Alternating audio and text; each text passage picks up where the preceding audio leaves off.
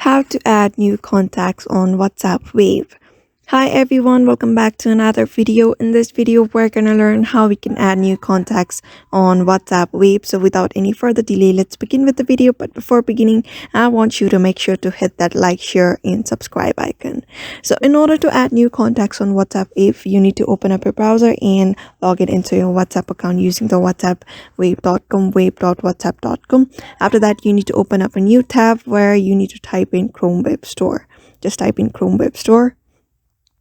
After that, the Chrome Web Store will open, or simply click on this first link that says Chrome Web Store and wait for it to load. So here you'll be able to see this kind of interface on your screen. So what I want you to do is simply search for an extension called InTouch app. You can see this very first extension. Just simply tap on it. After that, tap on Add to Chrome. Just navigate to Add to Chrome. After that, wait for a pop-up message to appear, and here simply tap on Add Extension. Just simply tap on it and wait for the extension to be downloaded on your laptop or your Chrome. After that is downloaded, you'll be receiving a pop-up message. So after that is received, you just need to get back to WhatsApp and you need to pin that on your extensions list. After pinning it, you just need to tap on that extension and it will navigate you to another page.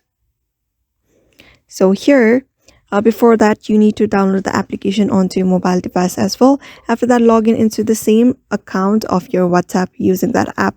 After that is done, you just need to get back to laptop and you'll be able to get a QR code when you go to WhatsApp and just click on that extension. You just need to scan those QR code and you should be successfully able to add new contact on your WhatsApp using with Chrome Web.